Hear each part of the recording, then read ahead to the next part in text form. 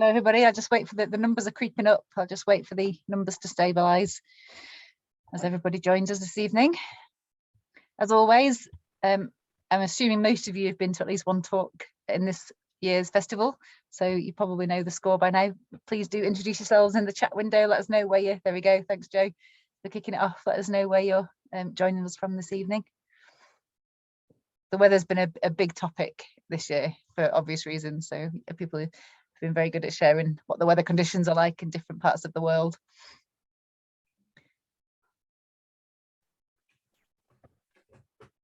You may notice I'm rocking to and fro. I've not gone crazy from festival, too much festival. I've got a baby on my knee trying to get, he's supposed to be going to sleep, he's not gone to sleep yet, so that's why.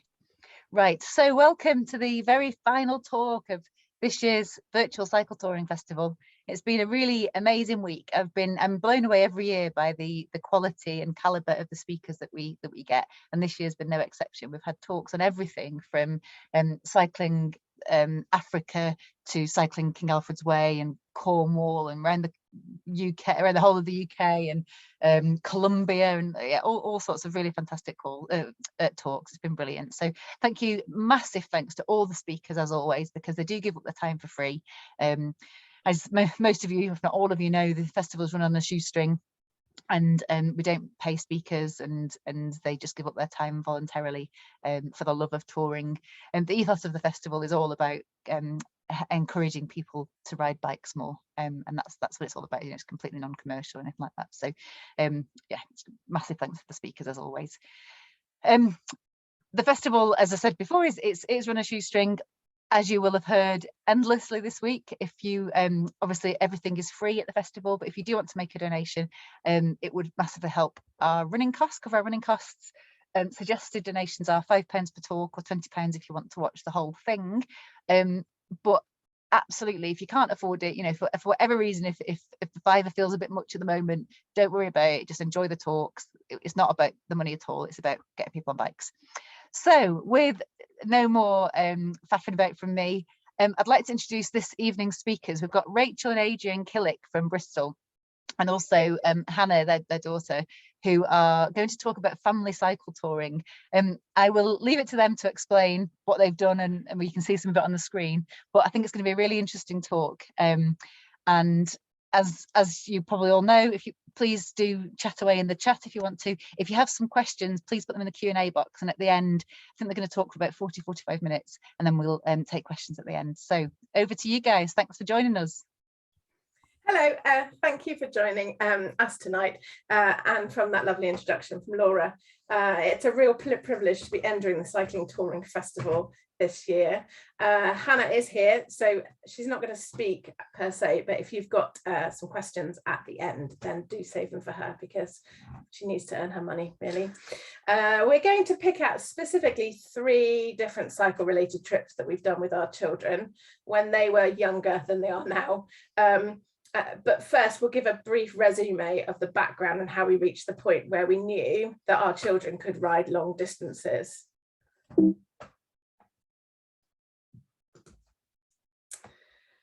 I grew up in a small village. It had pretty poor public transport, and I had always ridden my bike. After my GCSEs in 1992, I cycled with a group of my friends from my village outside Reading to Santander in northern Spain. And in fact, that's the sort of route, or part of that route, we ended up doing with our children a few years ago. I borrowed a Dawes Galaxy, and off I went with a minimal amount of gear. I was actually one of the more experienced riders, having ridden regularly, but I had a fantastic time, and we all did, including climbing over the Pyrenees. And this is our group here. We all just got on our bikes and went. And here is us having slept rough, awaiting the ferry, ready to go back to the UK from Santander. The memories of this trip, along with another I did with my brother around Italy after university, stayed with me for years. And when our children were old enough to ride bikes, we encouraged them to ride as much as possible. I, however, had never done a cycle tour before. I'd always ridden bikes. I guess secondary school, it became less about enjoyment, more about just getting to and from school. Then university, and then the various Saturday jobs that I had. This changed probably when Hannah was born, actually.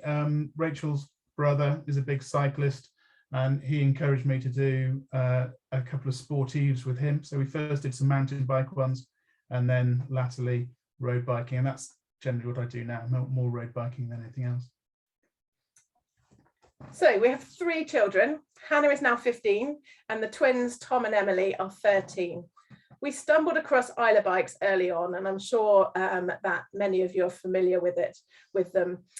All 3 children started on balance bikes, moving up through the range.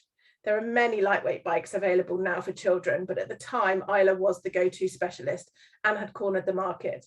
We always took our bikes away on holiday and steadily increased the distance we rode with children as they grew, helped a little bit by trailers and the odd tag along. The first adventure came when Hannah was in year 2. Well, actually, it was in year 1. One of her primary school teachers was running the Marathon des Sables for a charity that she was heavily involved in, and she talked to the students about what she was doing and why and what it meant to her. And Hannah came home and asked if she could do a sponsored cycle ride, because Miss King liked running, so she was raising money through running, and Hannah liked cycling, so could she do the same? We thought perhaps a few laps of the Downs. We live in Bristol, it's a great route, especially for little children, or maybe the Bristol to Bath cycle path. But no, she asked if she could cycle to Nana and Grandad's house. Now, Nana and Grandad live in Reading. We were surprised, but then we thought, well, let's try it, and we put aside the whole of half term when she was in year 2, and with the expectation that it could take up to 10 days to get there. In the end, Hannah cycled from Bristol to Reading, which was 110 miles over 3 consecutive days when she was 6 years old. This reaffirms something that I always believed, that children are capable of doing anything us adults allow them to do. It is often us that puts the barriers in the way, either consciously or subconsciously. So we were considering what to do for our summer holiday, 2014? 2014. And I said, why not? The kids are old enough now. Why not try a cycle tour? And for me, preferably somewhere warm. Adrian thought I was mad, but agreed to do it because he tends to just go along with everything I say anyway. And so he just let me get on with planning it. My colleagues at work, I'm a teacher, told me I was crazy and what kind of relaxing holiday was cycling, and how on earth would we deal with the logistics of 3 children. After some research, I fixed on the Velodicey route, which is well, part of that we were going to do, which is in the southwest of France. I'm sure lots of you are familiar with it. We did a practice overnight trip to Bath. That's the picture you can see on the screen, us heading off. Cycling both ways and camping at a site just off the Bristol to Bath railway path, which settled our minds that a long trip was possible, carrying our own gear for a family of 5. And in the distance, you can see the big lumpy child's trailer that we brought with us to carry our things at that point. So a few things we needed to consider. The bikes, that was pretty mumuch sorted. The children, they were 5 and 8 at the time, ride their Isla bikes. Hannah was on a 24-inch and the twins were on their 20 inches. We pushed them up onto their 20 inches so they had gears. I rode my faithful Claude Butler, which I was given for my 18th birthday and has served me well ever since. Adrian was undecided about whether to ride his cyclocross bike or mountain bike, as he'd be towing a heavy trailer, but elected to go for the mountain bikes with slicker tyres in the end, as this is what he'd used on this practice ride. Of course, he subsequently bought a proper tourer and a number of other bikes. N+1 springs to mind, which is the tourer has proved perfect when towing the trailer.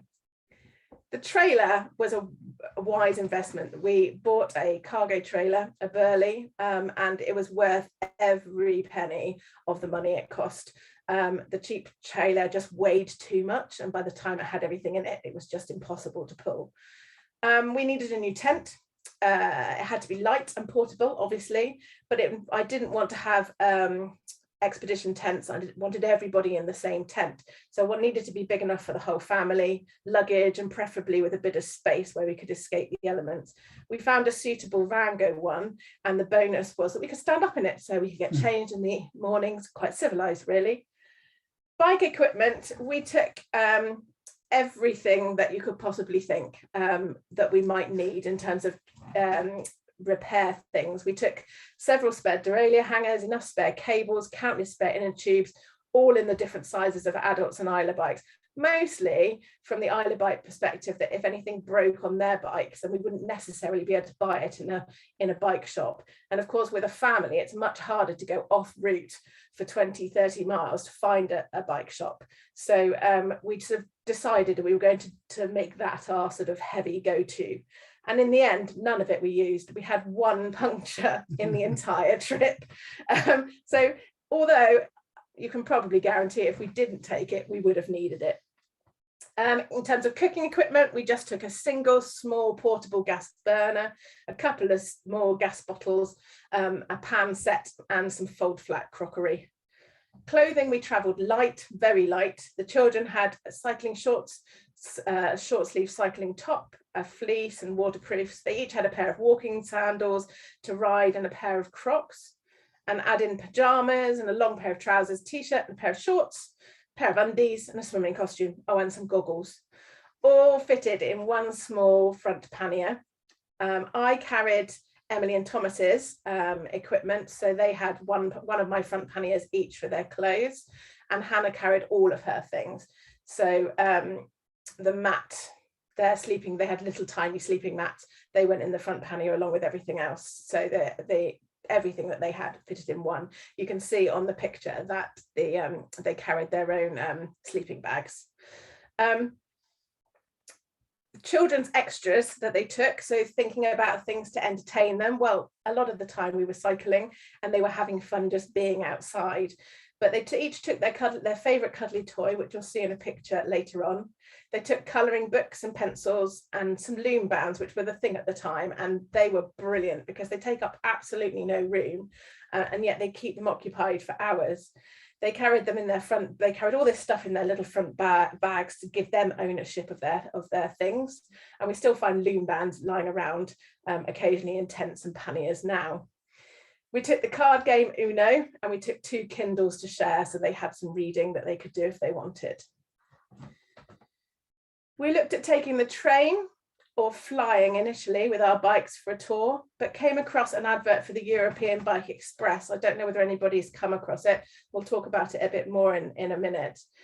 We came across it in a magazine. Once we realised we could be dropped off in one place and picked up from another, we began to then make our plans. So you can see this was our sort of plan of our route. We started in Bayonne and ended up in Bordeaux with mixed days in between.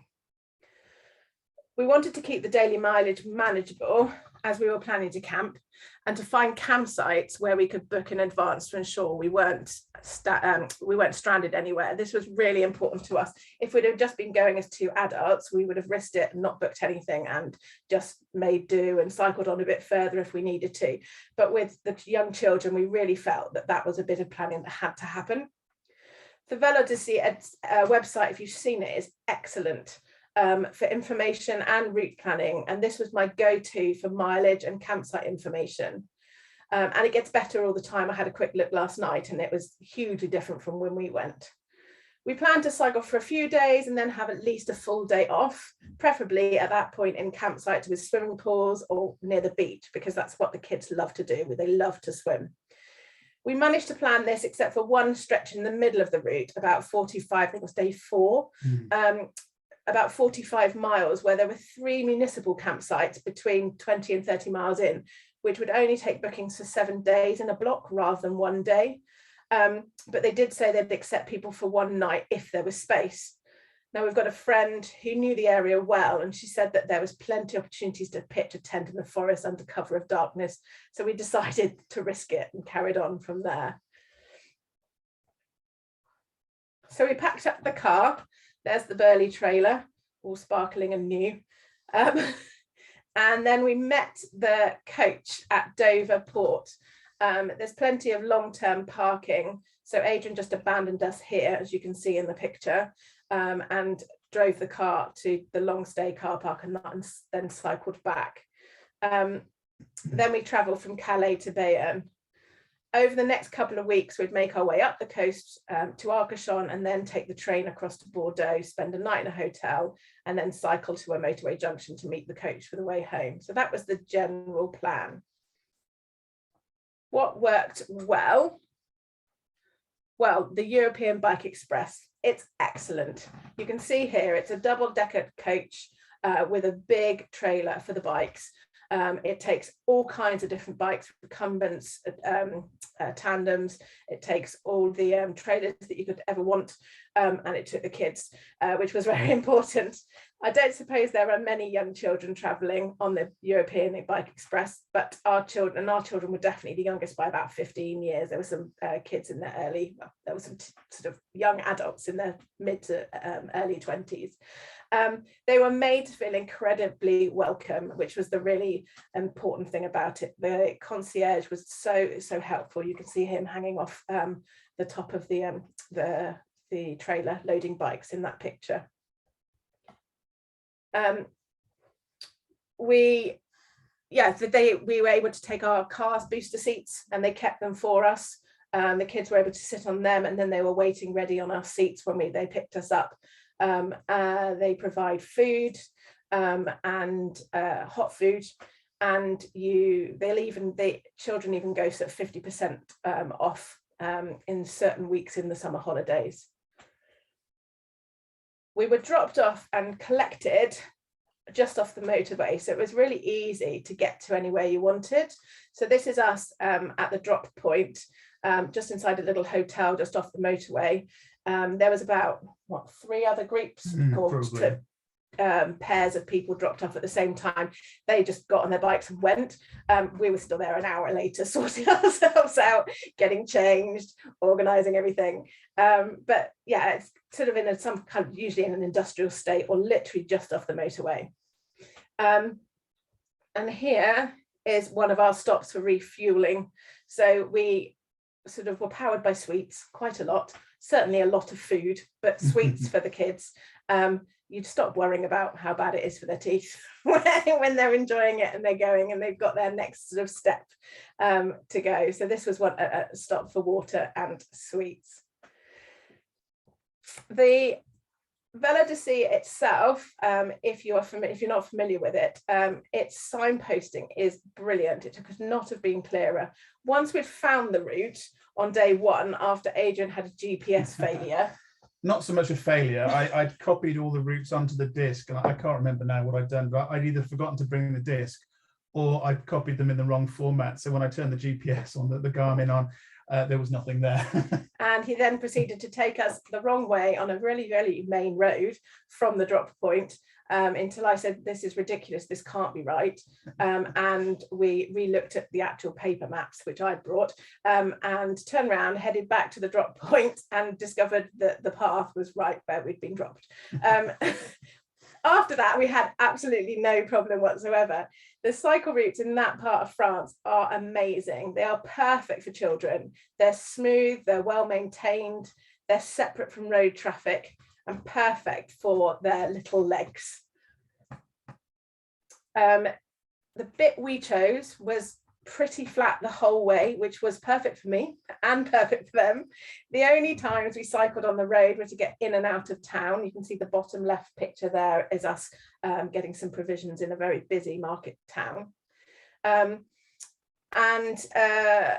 Yeah, and you can see there we've got most of the cycling was through pine forest or right along the beach, and if it was near a road, it was well separated with wide paths, so perfect for really little children like our 5-year-olds who like to sort of look around and occasionally swerve.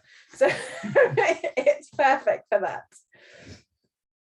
One of our rules that we had was that we would stop at every play park available. And so there were quite a few actually. So we did put sort of a 10-minute limit on play parks in the end, but this is Emily and Thomas enjoying one of the seesaws just by the coast in one of those play parks. Campsites were generally excellent, particularly the ones with swimming pools, which the children loved. They are very busy in the summer though, in that part of France, and a lot do say you have to book for a week, so you have to go digging to find the right ones. And then we chose to stay more days in the bigger, busier ones because they've got the facilities that the kids would enjoy, like the swimming pools and the slides. The other times, mostly the sites were near lakes or by the beach, so we could always visit there. The risk of turning up at the municipal campsite in that day 4 didn't pay off. They were all full and bursting with people camping outside in a queue, people just camping on the floor. They were waiting for somebody to leave. It was 1 in, 1 out. However, one of these did have showers and a toilet for the people queuing to get in. So we used those facilities. We cooked a meal on a picnic table and then pushed the bikes into a clearing about half a mile into the woods and wild camp. I was very worried about it as we'd never done it before, but no one batted an eyelid at all. And when we woke up, several other tents had been pitched around where our clearing was. Food is very important to the Killick family, children included. There are lots of small towns and villages en route, and we never have struggled to find food to eat. And most campsites did have well-stocked shops. Although we always made sure that was the first thing we did in the morning, was made sure we had what we needed for the day. So we bought our evening meal and carried it with us, and we bought plenty of water. Just we didn't want to be left short, and again having to go off route to find things when you've got children whose legs will only do a certain amount. Generally we kept it simple with baguettes and cheese and ham and plenty of fruit, etc. for lunch, or we made pasta and pesto with vegetables in the evening, and sometimes had meals at the restaurants if they were near the campsites or the campsite had them. But our children eat pasta by the ton, so it's nice and easy and quick to make. And there is some of our food. The one on the right hand side was when we slept rough, and so it was a bit of a treat, that one, because we had hot chocolate and what was it, ginger cake for breakfast on the picnic table. In terms of organising, there was another rule. The children were not allowed to, they only had to go to the swimming pool or to have their free time or go to the play park once the tent was up. Their sleeping areas were ready and their bikes and panniers were sorted. So we got into a really good routine where Adrian was the person to put up the tent and the children and I got everything else sorted. And then they could have their free time. This worked really well. And you can see our tent there, and that's all our washing that happened every couple of days.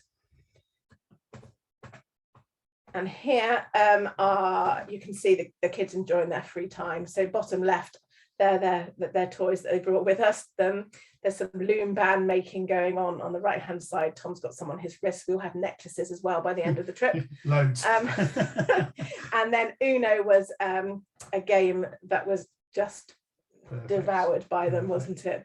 And that's Emily's smile when she eventually won her first game, which did take most of the trip. One of the highlights was the Dune du Pilat. They're an enormous sand dune rising high above the pine forests. The children still remember and talk about them to this day. They're about 2.5 kilometers long. Again, they're a site in this area, so if you're familiar with this part of France, you'll have visited them. Such good fun for the kids. They absolutely loved it. And sort of that evening was spent playing on the sand dunes, and you can go over and the Atlantic's on the other side. So yes, that's us on the sand dunes. French trains and bikes. Well, we got to Arcachon, we spent a few days in Arcachon, and then we were traveling to Bordeaux. That was the plan because that's where the pickup point was. We'd done some research prior to the departure on the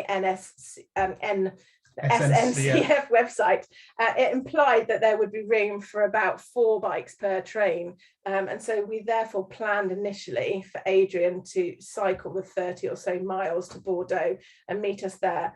I was a little bit nervous as to how I would manage 4 bikes and 3 young children on my own. But at Arcachon station, we spoke to a lady on the information desk, and she asked her how many bikes there would be on the train and how many it could accommodate. She said many, no problem, but first come, first served, so turn up early. In the event, there was space for more than 10 bikes per carriage. It's a very popular destination for a weekend at Arcachon, so people come from Bordeaux with their bikes to cycle around Arcachon and go before heading home on a Sunday evening. So we all got on board, no problem. You can see on the right hand side, we first got in, I was a bit worried about the smaller bikes being hung up on the hooks you can see Adrian holding on to, because their wheels didn't touch the floor, and so therefore all of the weight of them with their bags was dangling off their front wheel. But in the end, because so many other bikes came in, we did have to hang them all up and they were fine. When at Bordeaux station, the platform was rammed with people. As I said, it was busy, it was the weekend, people wanted to get to the coast. However, they were very happy to help us get the bikes off the train, including the trailer. It was quite funny to see all these bikes suddenly disappearing, our bikes just disappearing from us, hand over head, to the back of the crowd and onto the station, and sort of we managed to pile off, and there were our bikes sort of in a big heap on the floor. But we then had a good look around Bordeaux for the day, and then we cycled to a hotel for the night. And the following morning, we headed off to the European Bike Express point and packed up, ready to be collected. When they ask you to wait, they ask you to turn your handlebars to the side, and then we just took some IKEA bags and put all the panniers in there, so they were nice and easy to get in and out without damaging any of them. First thing we did when we got home, when we were unpacking and getting dressed, was have a nice shower and dressed in clothes, clean clothes. Emily chose the ballerina outfit, which was why we took the picture, because it was so hilarious. She'd been wearing cycling shorts for over 2 weeks, and that was her go-to outfit as soon as we got home. And we didn't eat pasta for quite some time afterwards. What didn't work so well on that trip, not a huge amount, apart from my technology failure. Each child, I think, fell off their bike once. Emily's was probably the worst because she fell into a ditch and needed a plaster when a twig scraped her leg. Tom fell off his bike and immediately burst out laughing, so we knew that wasn't too serious. Hannah, on the last day in Bordeaux, became mesmerized looking down at her chain, and managed to ride straight into a bloke in the cycle path, walking along on his mobile phone. He was incredibly apologetic, wasn't he? Neither of them hurt, absolutely fine, no issues at all. And that really was it. There wasn't any other major incidents that we had, and obviously the technology or the bikes all worked perfectly, just the one puncture. I think many people thought we were mad, as Rachel has said, to go off and do this with young children. Rachel's mum in particular kept asking, well, what happens if this happens, or that, or the other? And actually, I think she was on standby for some of the time in her own mind to come and pick us up by car if need be, but it wasn't required, I'm glad to say. If we had stopped to consider every possible thing that could have gone wrong, of course we wouldn't have gone. And in the event, it's probably one of the best holidays we've ever had, and hopefully the children still remember it. And I think it's inspired Hannah particularly to go on to some other trips that she's done. So this is 2 years later, the Isle of Wight. I had just a week off in the summer holidays and we hadn't planned anything, and almost on the fly we said, what should we do? And we booked some campsites and off we went. It was all far less planned, wasn't it, than the previous one? It was all on the hoof. We parked the car on somebody's drive in Portsmouth, just found a website, which was nice and easy, cycled onto the ferry, cycled off at the other side, and I can't remember the port we came off of, but it was quite close to Cowes. It wasn't Cowes itself.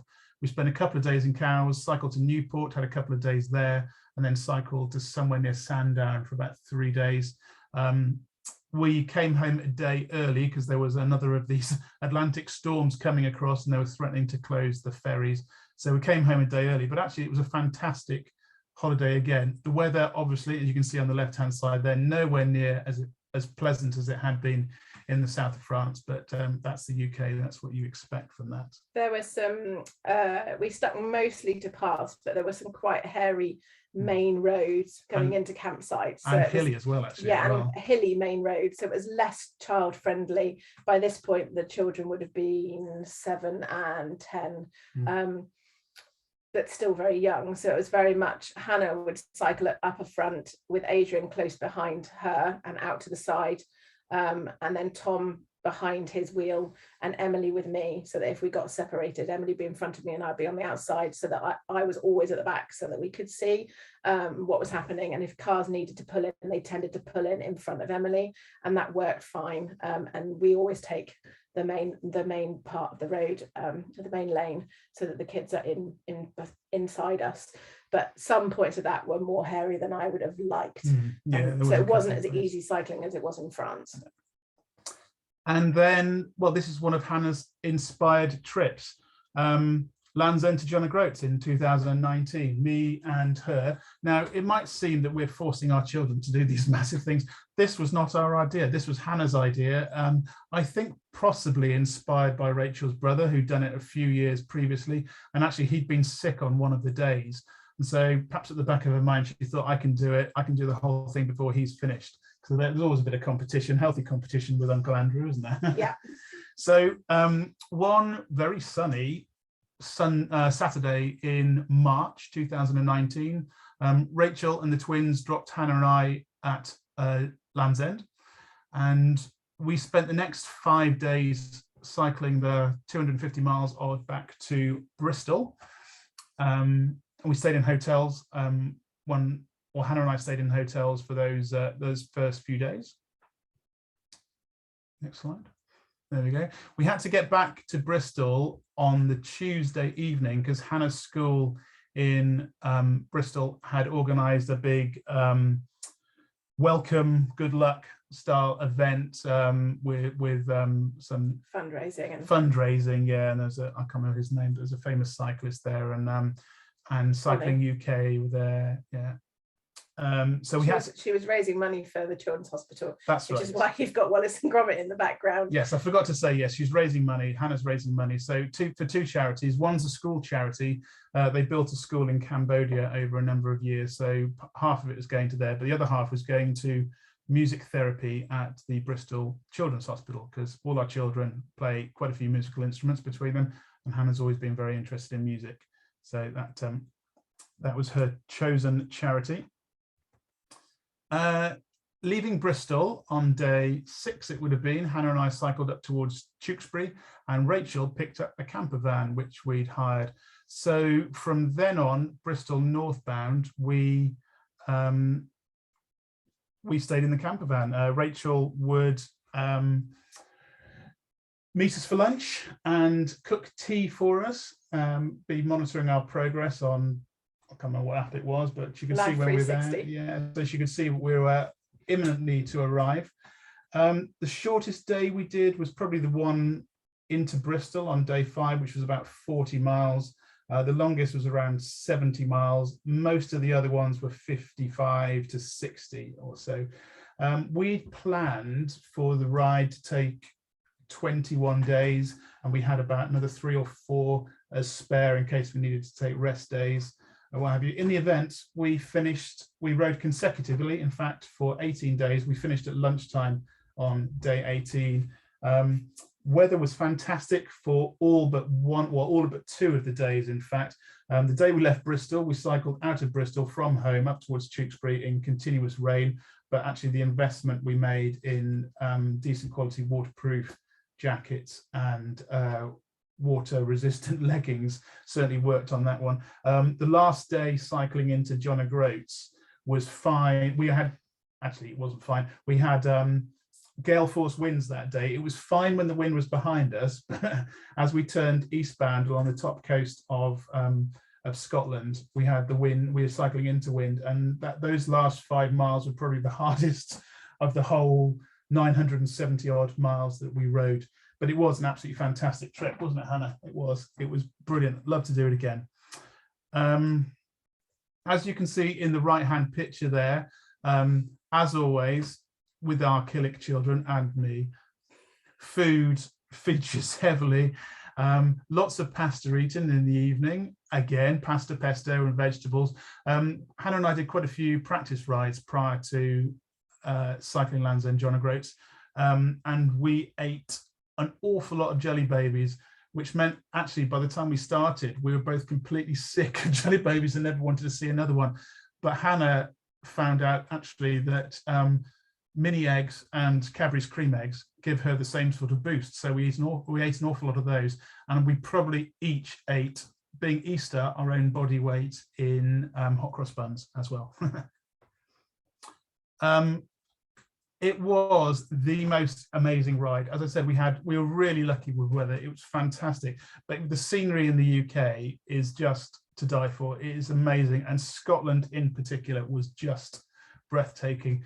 Abundant wildlife. Obviously, we didn't see a red squirrel, which we were disappointed about, but we're definitely cycling through a lot of the areas where they are.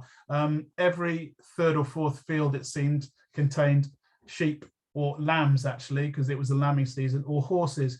And I think Hannah stopped at every single horse to offer them a bit of grass. So we probably could have done it in about 5 days quicker. But what we didn't know at the time, what we didn't know at the time was that Hannah was the youngest female and the quickest female to cycle Land's End to John O'Groats, possibly been beaten now, but we joined the Land's End to John O'Groats Society and went to their annual prize giving. It was in Torquay, wasn't it? Yeah. The sort of the Christmas afterwards.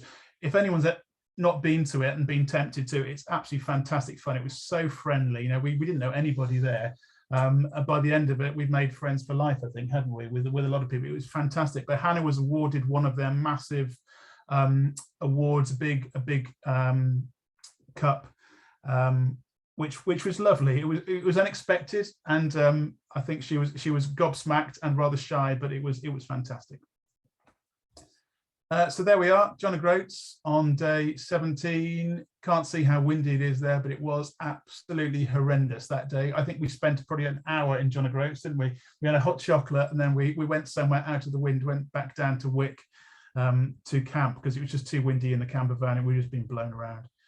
And as I said, weather-wise, in April in the UK, you don't expect it to be so good, but we were incredibly lucky with that. Next slide. Thank you very much. So I guess what's in the future for us? Well, we've got a new addition to our family in the last year, which has made it slightly more challenging in terms of cycling with a family and a dog. So our border collie Milo, who's now almost a year old, we've bought him a cheap and heavy second-hand dog trailer, which was particularly useful when he was a young puppy. And now he's coming up to a year, we hope we can train him to run alongside the bikes for short off-road sections. And then in the summer, Tom and Adrian are hoping to do a mini tour of the West Country from the home with Milo, because Hannah, Emily and I are off on a music tour abroad. So and Tom loves his road cycling. Hannah is just about to start her gold DOV and would like to do her expedition by bike if she can. So that's something we're currently looking into in terms of providers. A lot of them, well, most of them only do walking versions, but those that do the biking at the moment, the ones I found are all off-road, and Hannah is definitely a road cyclist, not a mountain biker. So I'm still sort of trying to look for something for her to do there. If it was me organising, it would be no problem, but obviously it needs to be in a group of like-minded people. So this is mostly what our cycling looks like at the moment. Short trips to take the dog out for a walk. Now the children are teenagers. Tom loves the velodrome particularly. He loves road cycling and mountain biking. Hannah wants to do another touring holiday, but Emily is less keen generally. But if she had a preference, it would be mountain biking. So they've all sort of gone in their different directions. And so I think a long cycle tour would be interesting. I think we'd have to try and match what they want to do, because now they've got their own opinions about things. But if they get any faster, then I'm definitely going to have to get an electric bike, because I am getting older and certainly not any fitter. So we hope we've inspired you to get out on your bikes in some way with your children. They are capable of so much more and just want to have fun and adventure. And when I was preparing for this talk, looking back at all the photos over all the things we've done, all I saw coming back from photos was big beaming smiles and happiness. And that's what we wanted with our children. They're the types of memories they're going to remember. More and more people are, there are more and more people doing this kind of thing. The more I looked into it, the more I found people who were all doing similar things all over the world. There's whole communities on Facebook. There's loads and loads of blogs from families who do the same things as we do. We're not special in any way. We're not super fit or hugely active, but we just enjoy doing things that are fun and make us have fun and do something different. So I don't know whether anybody's got any questions, but Ask away. but please ask away. Oh, there's Laura.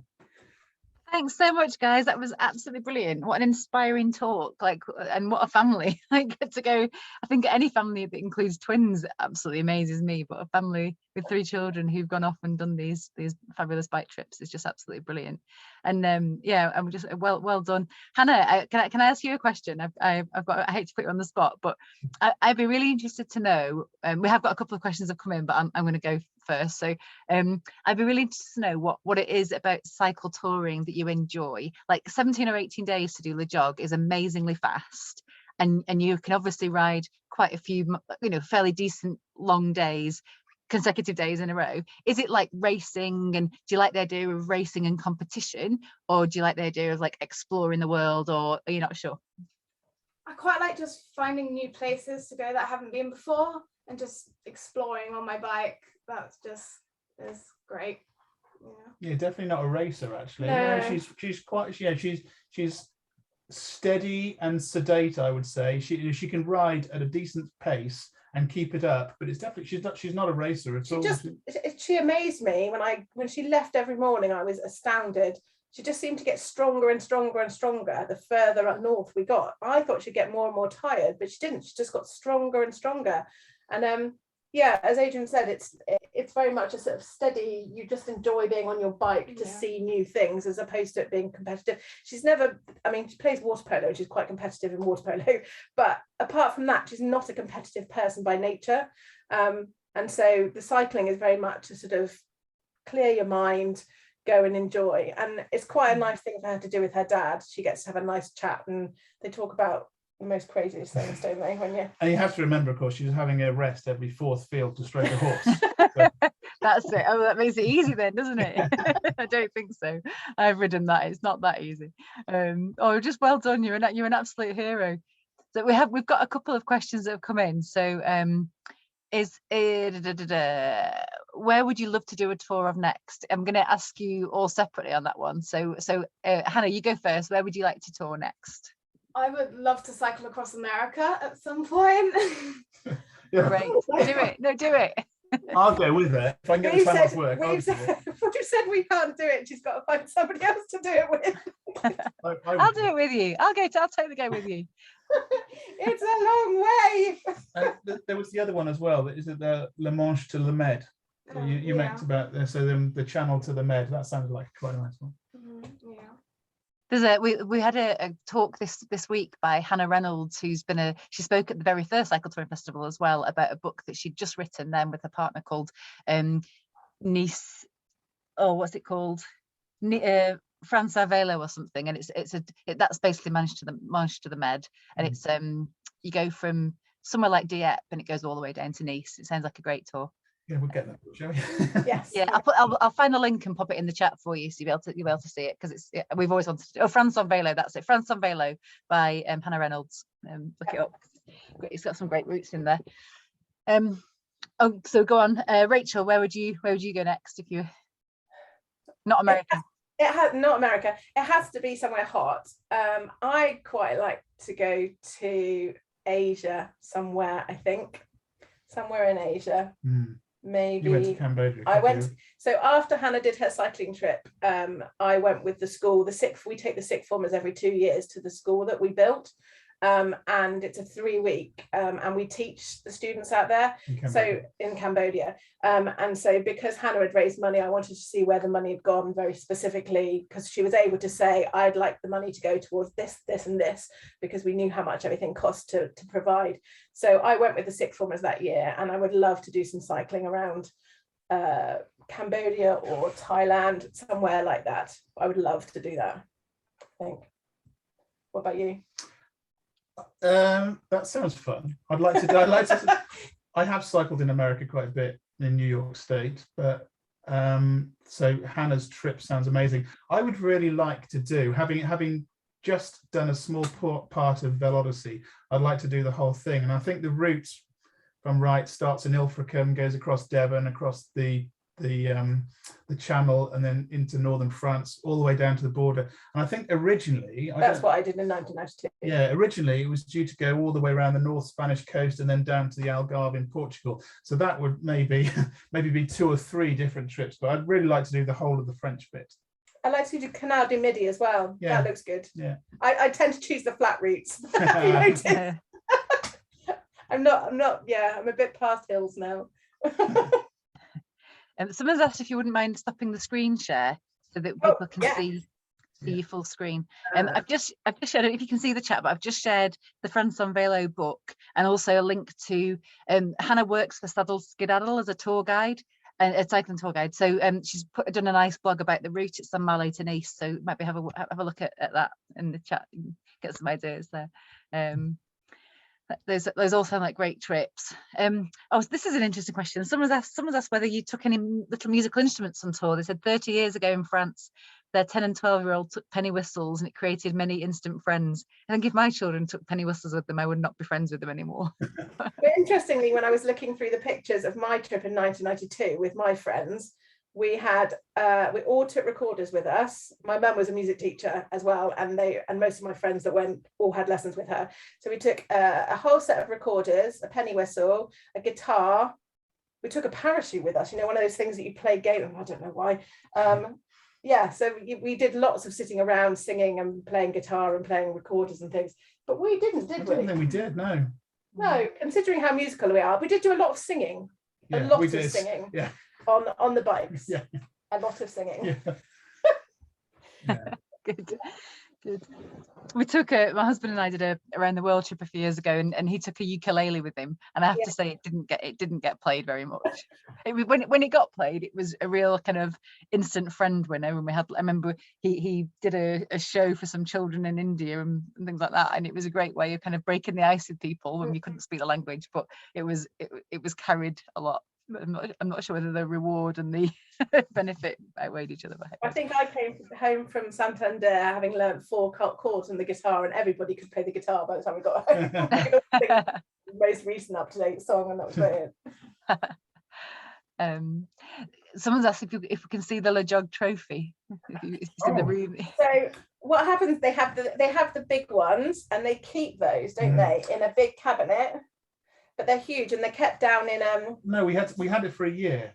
We had it for a year. We had to take. Didn't we have to take it back, or have to get it to someone? No, they keep the big ones. Oh, I can't remember. And they're huge, and they're in a beautiful cabinet in the hotel where they always have their annual dinner. Yeah. And then they give Hannah like a replica, smaller one. So you've got a smaller one. It's about that size. So they presented her with a big one, but it's literally huge, like a big trophy. And they have lots of different categories.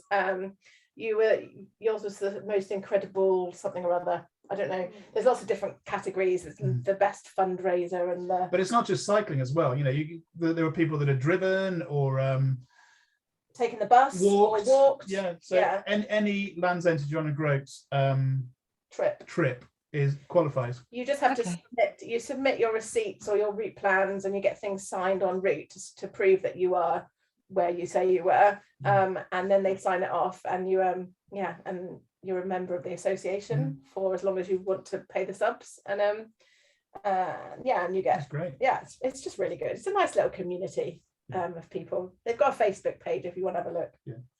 Oh, okay, thank you. I think Andy's just shared a link. He runs a LEJOG website. He's just shared a link in the chat to his website that includes a bit about the trophies. So if people are interested, you can see a bit more about it on there.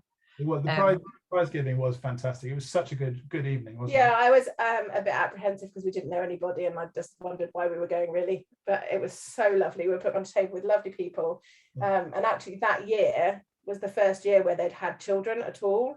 So our three were there. The family bicycle group were there, and a couple of other teenagers that had done trips as well. So it just happened that year there was the first youngsters they'd ever had. So it was just really nice, wasn't it? A lovely weekend. Oh, that's great. Great. Have you what do your friends think, Hannah? I think, well, when I first said that I was going to do it, I think they thought I was a bit mad, to be honest. But they were really supportive of me the whole way through. They threw me a surprise party to say good luck before, and I think I've phoned them a few times without the chip, and they asked how I was and stuff. And they followed you on social media. Yeah. We did quite a lot. So I spent a lot of my evenings doing social media. She had a Twitter page and things. So their parents and them followed her. There's lots of people following, aren't there? Yeah. Oh, brilliant. Did you? I think you might have said, but I missed it. Did you have the twins in the camper van with you? So I managed to get rid of them for a little bit of time. And it was really lovely. So I get to drive for the whole day by myself in a camper van and just park up somewhere. I had quite a bit of work to do, so I would just park up and do some work and then sort out lunch and this, that and the other. And then my parents, they were looking after them for the week that they were still at school, because we'd taken Hannah out of school a week early. And the school had given me a week off as well.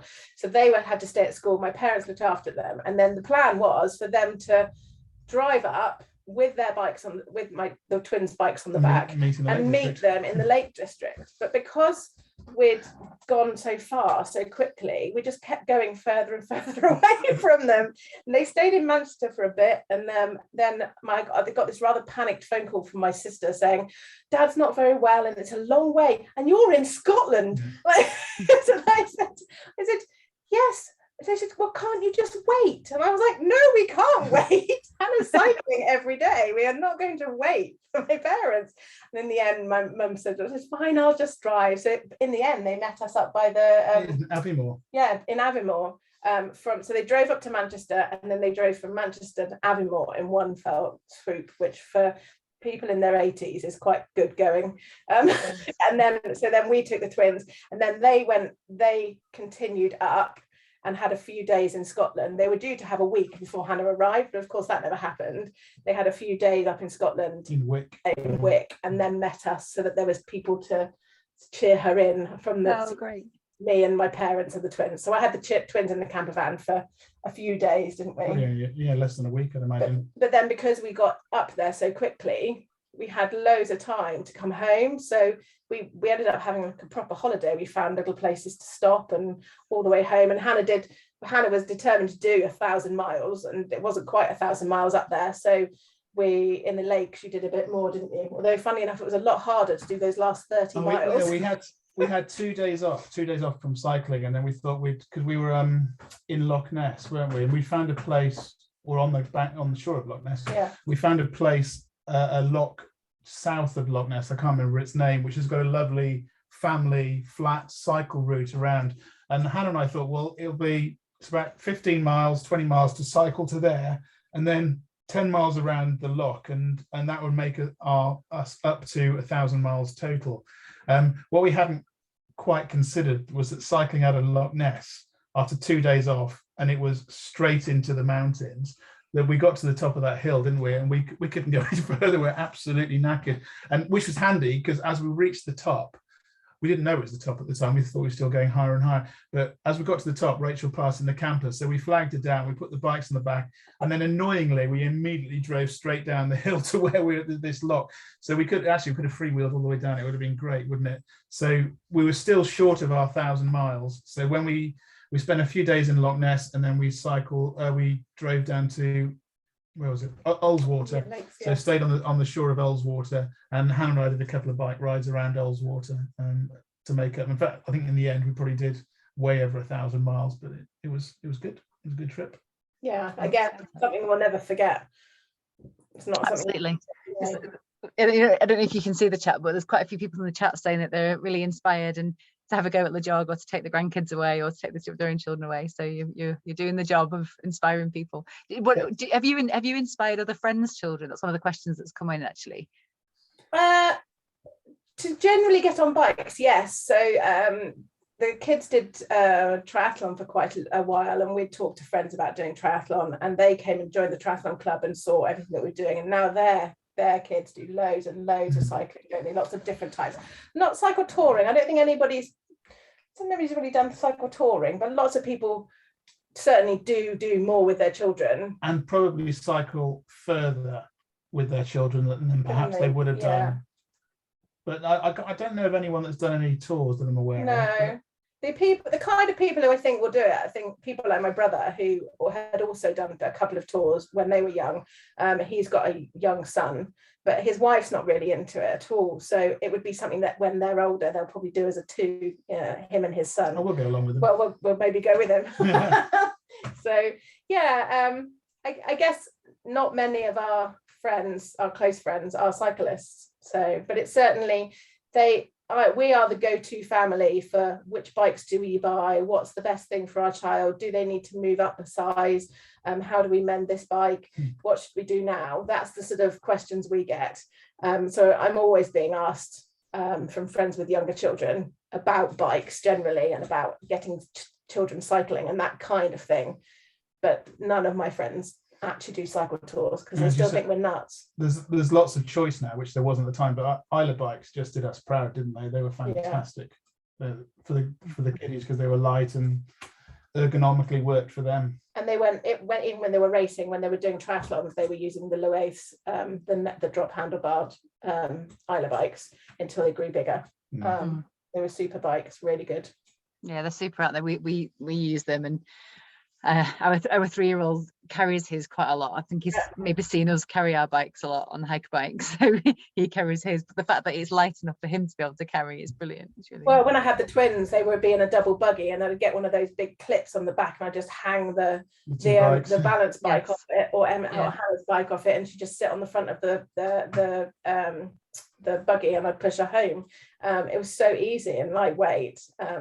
We wouldn't have been able to manage that kind of thing with a heavier bikes that were in your general superstores at the time. So yeah, for sure. So we've got there's one more general question, and there's 2 kit questions. So the general question is whether Hannah or the twins do you cycle to school? Me and Emily don't, because we live very close to where we go to school, but Thomas cycles with you sometimes. Yeah, Tom usually catches the bus, but when I'm at home, when the weather's a little more clement, should we say, I usually cycle with Tom. And he's not carrying his cello, which is kind of a bit of a barrier to cycle. That's the other thing. Tom takes his cello usually 2 days a week, so he usually goes on the bus, or occasionally I drop him off if he's got his cello. But no, we try and cycle, and in the summer we cycle an awful lot, so to and from. It's probably only 4 miles each way, but it's downhill all the way, and it's uphill all the way home. Yeah, it's hilly Bristol, and it's city cycling, and our part of Bristol is not very well served with bike paths, so it's all on the road, and he has to learn road safety and assume everybody's stupid. But he's done that. Well, all the kids have done that very early on, haven't they? Yeah, which is good. I mean, we got them on the road in Bristol when they were on 14-inch. So when they were first on their pedal bikes, they were on the road with us in Bristol. And again, people said we were crazy, but they were tucked right in front of us. They were never behind. It makes me want to scream when I see parents with their children dangling miles behind them, and then they have no idea where they are. So we always put them in front of us, tucked right in. We're on the outside. So they've got used to cycling on the road and being very road aware from a very early age. But I still personally, Thomas's school is right in the city centre, and so I'm not quite ready. And I don't worry about things generally, but I'm not quite ready for him to go by himself yet. You'd probably be fine. He would be fine, I'm sure. But I think I'd probably be okay with Hannah doing it, and that sounds a bit maybe sexist, but I don't know. Actually, Hannah does cycle usually one day a week. If I'm working, Hannah cycles to her violin lesson, which is sort of, I don't know, across the other side of the downs. Yeah, other side of the It's not downs, far, so but- 3 or 4 miles away, and then cycles back to school. And both So- her and Emily were doing that from year 7. Yeah. But Thomas's is right into the centre of town, and it gets really It's really busy in the busy. morning. And there's some really nasty bits to navigate. So I still prefer him to be with Adrian. So he tends to get the bus if Adrian's not there. Which she's But happy with. He's in year 8. So I think by the time he's year 9, 10, then he will be cycling completely by himself, independently. He loves to be on the road. That's how he prefers to cycle. So somebody's asked on what brands of bikes that your teenage now that the kids are teenagers, what next after Isla bikes? So they're still on Isla bikes, so they outgrown them. Hannah rides a Genesis Quadrifour. Oh, very nice. Yeah. One of my dream bikes. Funnily enough, on the cycle to work scheme, Rachel's cycle to work. Yeah, we tend to buy all our bikes with the cycle to work scheme. Emily, I bought my little sister was getting rid of a bike, and it's a can you remember the make? No, it's a really nice. No, it's a really nice hybrid. It's definitely a hybrid. It's not really good for anything in particular. What's the make from Norfolk or Suffolk or something? I don't know, but she's not really into her cycling, so she's got a hybrid bike which is good for getting around if she needs to, and if we want to go mountain biking, it's okay for mountain biking too. And Tom, probably a couple of years ago, Tom had grown out of his previous, probably the Isla bike actually, wasn't it? So we looked around and we bought him a second hand, and it's really lovely because it's been upgraded with lovely wheels, and the cassette, all the sort of the running gear has been upgraded. It's a specialized alley road bike, and I picked it up and went. This was probably before I had my really light road bike. I'm rather jealous. It's a really nice bike. Oh, he's got a mountain bike as well. He's got a Scott mountain bike, which we bought from a trail centre secondhand. But we buy a lot of our stuff secondhand now. We just, the first few Isla bikes we bought for Hannah were new, and it was because it was before people were selling them. It was quite early on. But once we realized there was a secondhand market, we started buying. And with the twins, it's fine to have a hand-me-down, but suddenly you needed another bike because the twins were the same age. So you didn't have that buy the older one and it can see you down 3 children. We had to always buy a second one. So the second ones always became the second-hand ones. But usually we funded that by selling one of the other bikes. Selling off the previous one. And then, so then most of the bikes now we buy are secondhand, and it's really slowed down because they've stopped growing, or they're stopping growing. Tom will need more because he's shooting up, but Hannah's stopped growing. Emily's pretty much stopped growing, so they've got bikes that they'll probably keep. And Hannah's not keen to move on from hers, having done Land's End to John O'Groats. I think it's a little bit on the small side. Yeah, I think so. But she wants to keep it because she loves it, and it's got memories. Yeah. Totally get that. And then the other, I think it's probably a quick one. Your tent, it was a Vango tent, wasn't it? What model was it? Oh, we knew you were going to ask that. I mean, I've got no interest. No interesting kit, but I know my husband would be interested to know, and someone's asked it in the chat.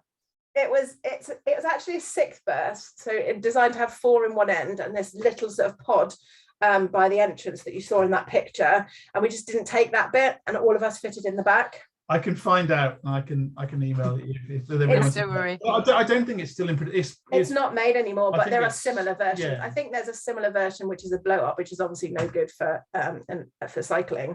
But it took a lot of digging around because I was looking for the lightest weight, but one that was big enough for a family. And obviously most of the lightweight ones are really small and wouldn't have fitted us in. We used it this year, didn't we?